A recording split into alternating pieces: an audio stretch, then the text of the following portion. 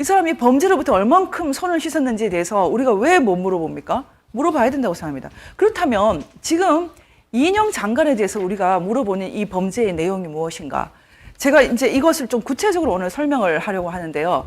지금 이 시대에 제가 말씀드렸어요. 지금은 우리가 대한민국이라는 국가를 사실은 잃었다고 봐야지 헷갈리지 않는다. 왜냐하면 지금 정권이 1948년 체제를 부정하고 있지 않습니까? 1948년 체제와 지금 현 정권의 패러다임, 공산운동권 패러다임은 명백하게 차이가 나는 것입니다. 일단 1948년 헌법, 건국체제라는 것은 기본적으로 공산주의에 반대하고 있습니다.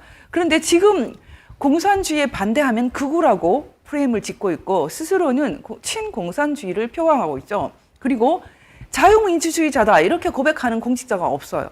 자유민주주의를 우리가 48년 헌법과 건국 이념에 새겼는데 나는 자유민주주의자다 이런 말을 하지 않고 대신 민주주의 이렇게 말하거든요.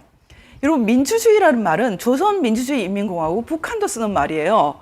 이 민주주의라는 말 속에 들어있는 이 트릭에 대해서 우리가 다시는 속으면 안 됩니다. 공산운동권은 이 자유민주주의자를 극우라고 프레임을 짓고 있고요. 그리고 기독교적 가치는 기독교 선교를 얘기하는 것이 아닙니다. 이 기독교적 가치라는 것은 미국 헌법과 세계 인권선언에 들어있는 그 불가침의 자유, 불가침의 인권을 말하는 것입니다. 여기에 특별히 신앙의 자유가 들어있는데 이 신앙의 자유에 대해서 굉장히 부정하거든요. 특히 기독교 신앙의 자유에 대해서 매우 부정적으로 생각하거든요. 그것은 중국 공산당과 북한 공산당의 생각과 일치하는 것인데 지금 현재의 공산운동권 패러다임이라는 것은 사실은 반공과 자유민주주의와 기독교적 가치, 신앙의 자유 이런 것을 바탕으로 만든 1948년 체제를 완전히 부정하는 것이죠. 그렇다면 또 한 가지 차이를 여러분이 지금 공부한다고 생각하고 주목했으면 좋겠는데 이 사람들은 헌법 1조, 3조, 4조에 대해서도 이해관계를 달리하고 있습니다. 헌법 1조, 3조, 4조, 10조 같은 것은 마음대로 대통령이 됐다고 해서 마음대로 바꿀 수 있는 그런 것이 아닙니다. 이론적으로 헌법 이론적으로 말하면 이런 것은 헌법 제정 권력, 헌법 제정 권력이 필요하다. 헌법 제정 권력이라는 것은 헌법 제정 권력은 국가 근본법인 헌법을 만드는 힘을 말합니다.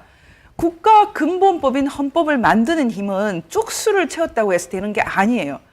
헌법 개정 권력이란 말은 이 허용 그 헌법 교과서가 아주 잘 설명하고 있는데 헌법 제정 권력에 의해서 헌법을 개정할 수 있도록 제도화된 힘, 바로 우리 헌법이 개정을 어떻게 할 것인가에 대해서 자세히 설명을 하고 있거든요. 국회의원 3분의 2가 동의를 하고 국민의 과반수가 동의를 하고 이런 또 그 외에 많은 공청회라든지 이런 절차를 거치는 헌법 개정의 과정이 있어요. 하지만 헌법을 제정한다는 것은 이런 그 절차를 훨씬 넘어서는 국민 전체의 근본적인 결단을 포함하고 있는 개념이기 때문에 이것은 하나의 헌법을 만드는 힘입니다. 좋습니다. 지금 이 정권이 촛불혁명을 할 때 이 사람들의 내면 속에서는 우리가 이미 헌법을 새로 제정할 수 있는 권력을 갖고 있다. 다시 말하면 1948년 체제라고 할 수 있는 반공 자유민주주의 기독교적 가치 체제를 버리고 공산운동권들이 그동안 꿈꿔왔던 패러다임으로 새로운 헌법을 제정할 수 있다. 이들이 말하는 촛불혁명은 사실은 새로운 헌법 제정 권력을 창출한 것이다. 이렇게 생각을 하거든요. 과연 그럴까요? 잠깐 속은 사람은 몰라도 절대로 동의하지 않을 것입니다. 여러분 한번 물어볼게요. 김일성을 인정하는 그런 한반도, 김일성 동상을 아무렇지도 않고 또 가서 심지어 숭배하고 절할 수도 있는 것? 여러분 그런 헌법 제정하면 여러분 살 수 있겠습니까? 절대 불가능합니다. 1948년 체제는 지금 이들이 스스로 혁명을 했다고 말하면서 없애려고 하지만 쉽게 없앨 수가 없습니다. 헌법 제정 권력을 갖고 있지 않아요. 심지어 헌법 개정 권력도 갖고 있지 않아요. 지난번에 헌법을 개정하고 또 4조의 자유민주적 기본질서를 삭제하려고 하다가 실패를 하지 않았습니까? 실패를 했는데 실패를 해도 마음대로 하려고 하지만 이게 마음대로 되고 있습니까? 지금 이인영 통일부 장관 후보에게 우리가 지금 묻고 있는 것은 그들이 마음대로 해석하는 1조 대한민국 민주공화국이다. 이것이 아니고요. 대한민국 헌법 3조, 4조 삼조와 사조에 관한 것입니다. 한번 다시 보겠습니다. 이 사람들은 헌법 1조는 항상 좌파들의 아주 전유물처럼 이렇게 써갖고 다니거든요. 뭐 심지어는 이석기 석방을 주장하는 사람들도 대한민국은 민주공화국이다. 아니, 북한도 스스로 민주공화국이라고 주장하거든요. 북한이 자기들을 지칭할 때 공화국이라고 지칭하잖아요. 우리는 공화국이다. 말하자면 군주가 없다. 뭐 인민들이 주인이다. 이렇게. 인민 주인입니까? 김일성 가족이 주인이죠. 거짓말인 거죠. 그리고 민주주의 무슨 놈의 민주주의가 북한이 민주주의입니까? 거짓말이죠. 민주주의 나라에서 어떻게 개인 우상화가 가능합니까? 북한이 스스로 민주공화국이라고 부르는데 지금 대한민국의 민주공화국이 그 뜻이 아닙니다. 대한민국 민주공화국은 자유민주공화국이거든요. 그런데 말을 줄였다고 해서 마음대로 그렇게 해석해도 되겠습니까? 좌파들은 1조를 자신들의 전유물처럼 함부로 해석을 하면서 좋아, 대한민국 민주공화국이다. 예전에 탄핵할 때도 늘 이거 써갖고 다니더라고요. 그런데 3조, 4조에 들어가면 이 사람들은 전혀 딴 생각을 하고 있거든요. 여러분 한번 보십시오. 이 사람들은 3조는 물음표, 제가 지금 물음표를 표시를 했어요. 지금 한국 좌파들이 3조를 어떻게 생각하는지 제대로 아는 사람이 있습니까? 대한민국 3조는, 대한민국 영토는 한반도와 그 부속도서다 이렇게 돼 있잖아요. 그런데 제가 오늘 이걸 여러분이 반드시 아셔야 됩니다. 헌법 3조에 대한 해석이 한국에서는 지금 세 가지로 나눠져 있어요. 이걸 잘 보세요. 일단은 완전 좌익들, 극좌, 이들은 헌법 3조를 부정하지는 않겠죠. 하지만 한반도와 그 부속도서가 영토인데 그것은 조선은 하나다. 조선민주주의인민공화국 주도를 해서 헌법 3조를 인정할 수는 있겠죠. 한반도와 그 부속도서가 영토야. 조선은 하나다. 예전에 한 청년, 전대협이 늘 이 조선은 하나다 이런 노래를 부르고 심지어 탱고도 추고 그랬죠. 북한 사람들이랑. 탱고. 저도 이거 탱고 추는 거 많이 봤고 그리고 노래도 잘 알고 있어요. 한번 여러분 조선은 하나다 노래도 한번 들어보십시오. 송갑석, 지금 국회의원 송갑석 씨도 뭐 이거 부르는 거 아마 여러분 영상을 통해서 본 사람도 있을 겁니다. 그러면 헌법 3조를 마음대로 북한 주도로 해석해서 한반도와 그 부속도서는 맞는데 적화된 한반도라고 생각하는 사람들이 있을 것이고요. 반대로 우리 헌법 3조는 대한민국 헌법, 지금 우리가 누리는 헌법이 사실은 미수복되었지만은 북쪽에도 허용이 된다. 이렇게 보는 헌법이죠. 그래서 헌법 3조는 사실은 하나의 강력한 실정법으로 사용되고 있거든요. 대한민국에 태어난 사람들한테는 별로 의미가 없지만 북한에서 태어난 사람들은 태어나자마자 사실은 대한민국 국민 자격을 갖고 있는 거예요. 왜냐하면 대한민국 헌법이 자유민의 공화국이 사실은 한반도와 그 부속도서 전체에 영향력이 미친다고 봤기 때문에 북한에서 태어났지만 사실은 대한민국 국민이죠. 그래서 그 영토를 벗어나서 한국에 들어가면 아무도 너 어느 나라 사람이야 물어보지 않고 바로 국적을 주게 되어 있어요. 그게 바로 대한민국 헌법 3조의 위대한 힘이거든요. 근데 지금 미래통합당도 더불어민주당도 이 헌법 3조를 마음대로 해석해서 지난번에 분명히 기순 의사를 밝힌 국민도 재판 없이 북한으로 돌려보내버렸거든요. 이런 있을 수 없는 일이 지금 한국에서 일어나고 있습니다. 저는 이런 것에 관여했던 사람들, 통일부 장관 포함해서 모두 반드시 처벌을 받아야 된다고 생각을 합니다. 그런데 지금 가장 중요한 것은 가운데에 있는 이 영구 분단 세력입니다. 사실 여러분 이 부분을 잘 봐야 됩니다. 영구 분단 세력이라는 것은 사실은 스스로 중도라고 표현합니다. 우리는 좌도 우도 아니야 라고 하는 중도 우파, 중도 좌파야 이렇게 하면서 헌법 3조를 사실은 부정하고 있거든요. 아유, 한반도와 부속도서가 아니고 휴전선을 중심으로 이북과 이남이야. 우리나라는 그냥 반쪽만 하자. 지금 한국 사람들이 완전히 지금 헌법을 다 부정하고 있죠. 이 표가 너무 많기 때문에 미래통합당도 지금 이상한 행동을 하고 있는 거거든요. 이 표. 사실은 헌법 3조를 지금 부정하고 있는 사람들, 스스로 중도라고 말하면서 영구 분단을 주장하고 있는 반헌법 세력입니다. 이 사람들은 반헌법 세력이라는 측면에서 좌익과 같아요. 지금 대한민국 주도하는 자유민주공화국의 북으로의 확장, 자유통일 비전을 가진 사람들은 정말 소수가 되어 있고, 이 사람들을 여러분 뭐라고 부릅니까? 심지어는 미래통합당 김종인 씨나 하태경 씨 같은 사람도 우리들어 뭐 극우, 보수 꼴통 뭐 이렇게 불러요. 주객 전도도 유분수입니다. 용서할 수 있습니까, 여러분? 그러면 지금 적어도 다른 사람은 몰라도 우리는 이 시대가 어떻게 되어 있는지 분명히 봐야 됩니다. 그러면 이제 이인영이라는 사람이 어떤 사상 지평에 서 있는지 여러분들과 표를 잠깐 보겠습니다. 사실 저는 이런 설명하기가 정말 싫어요.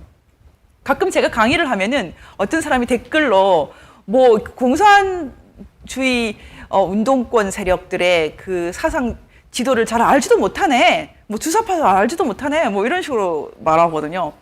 제가 솔직히 고백하면 잘 알고 싶지도 않아요.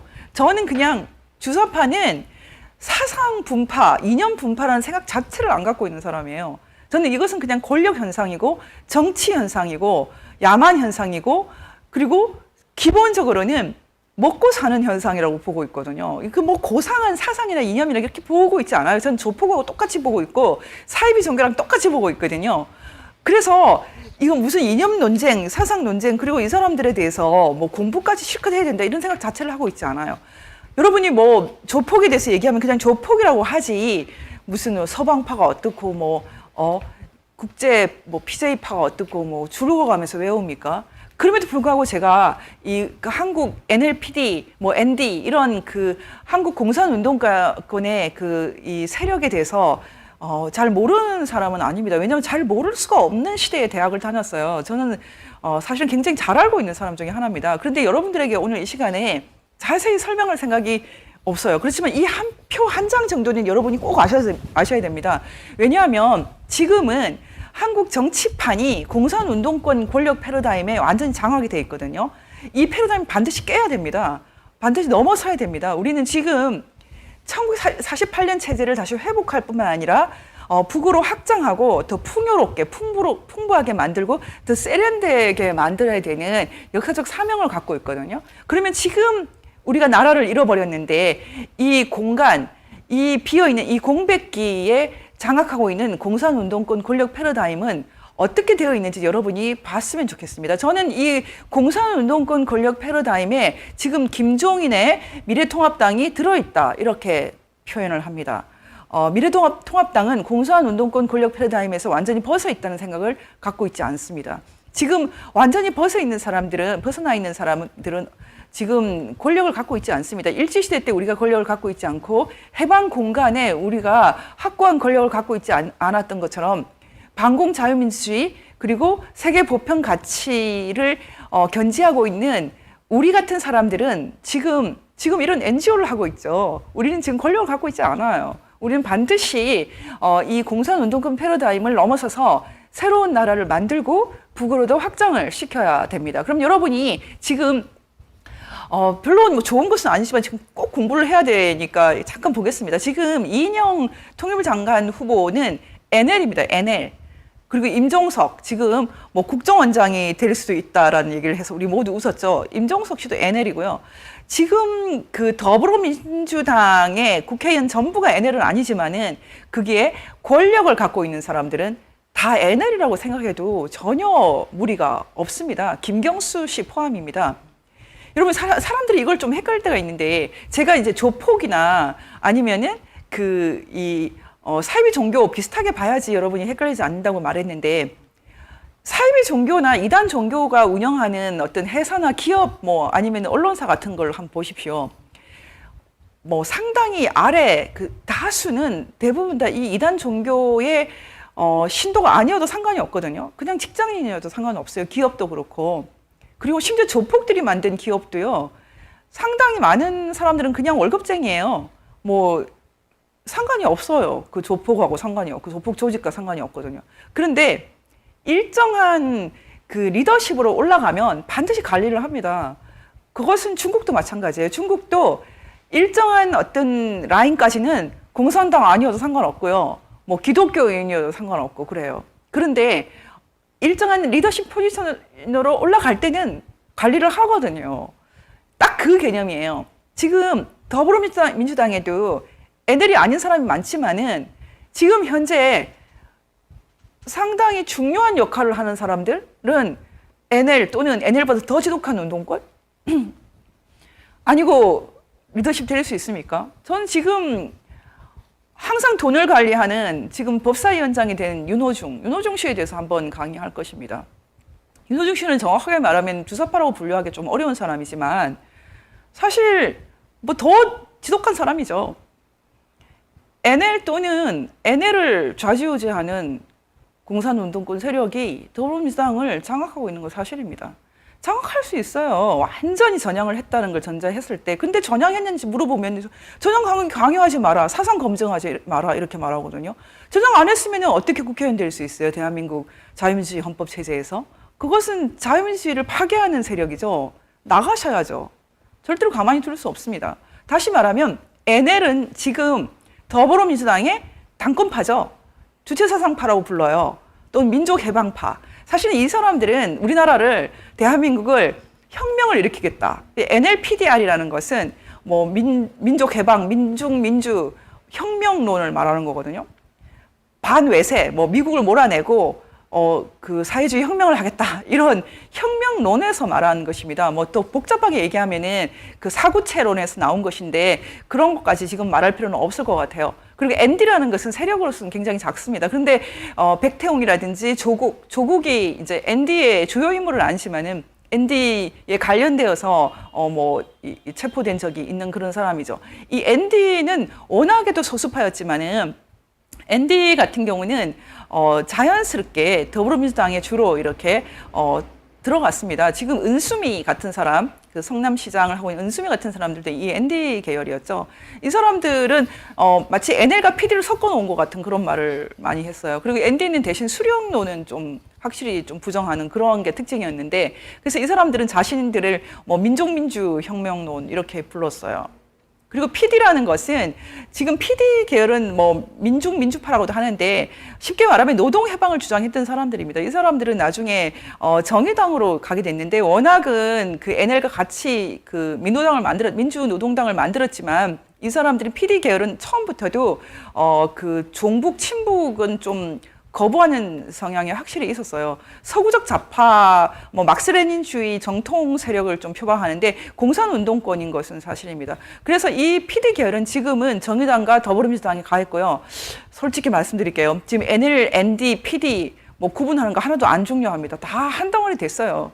얼마 전에 뭐 ND의 백태웅하고 NL의 김영환이 하와이에서 만나서 그 통진당 해산에 김영환이 도움을 준 것에 대해서 막 비판을 하고 그러지 않습니까? PD 이진경 뭐 사구체론을 만들었던 PD 이진경이 그 조국을 막 옹호하는 글을 페이스북에 쓰지 않았습니까?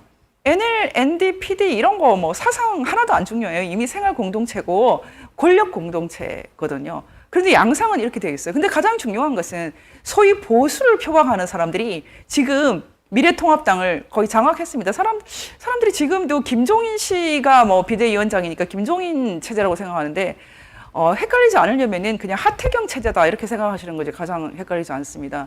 전향주사파라고 표현하는 뭐 반쪽만 전향했지만 이 사람들이 그 해방 전후에 반이승만 계열의 소위 자유우파라는 사람들을 다 모았죠. 반기독교 뭐 반이승만 자유민주주의자라고 자처하지만은 이승만의 그 노선과 또 기독교 노선에 대해서 좀 척을 진 사람들이 다 하나가 되어서 미래통합당을 구성하고 있습니다. 여시제를 보면은 여시제는 지금 공산운동권 권력 패러다임과 거의 같이 움직이는 그런 싱크탱크였거든요.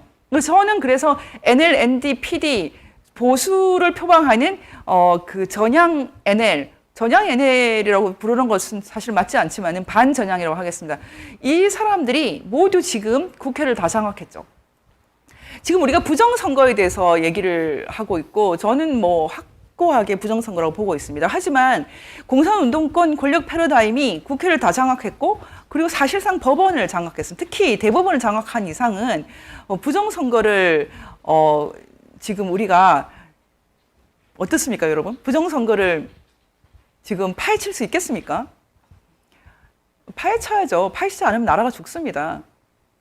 우리는 지금 이 부정선거 문제를 대한민국을 장악하고 있고 국가를 파괴해버린 공산운동권 패러다임을 정리하는데 가장 중요한 계기로 만들 수밖에 없게 되어 있습니다.